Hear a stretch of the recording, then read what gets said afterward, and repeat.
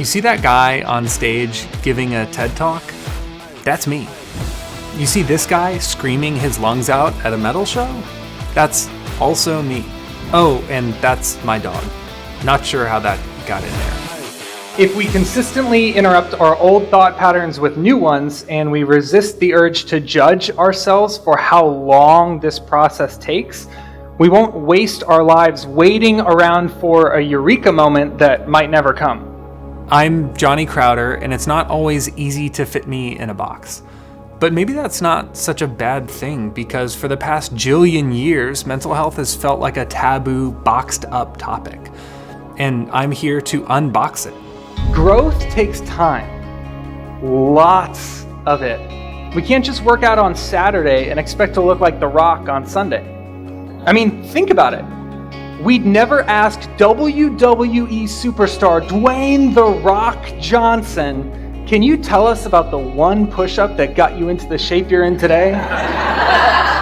We would never do that. We know that physical change is complicated and it takes time, so why do we expect mental and emotional change to happen instantly?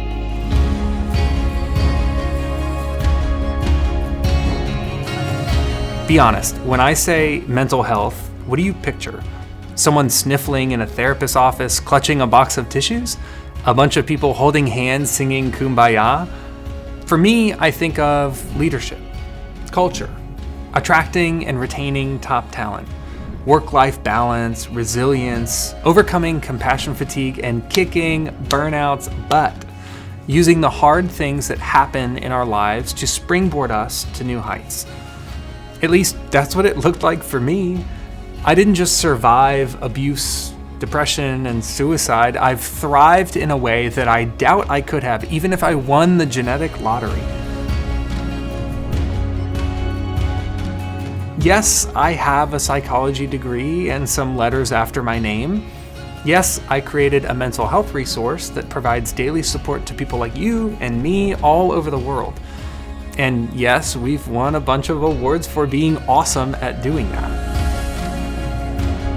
I've been profiled on CNN and Forbes, charted on Billboard and blah, blah, blah, but you can find all of that stuff on Google.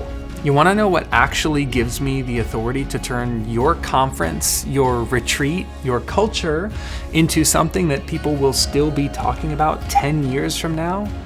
Not my tattoos, not my humor, it's my lived experience. What I care a lot about is reminding people that it's not that you can't overcome negativity bias, it's that the volume of your combatant thoughts needs to be greater. So if you have one negative thought, you might need 11 positive thoughts to overcome it. It's not that it can't be overcome, it's that you really need to put in some work on the other side.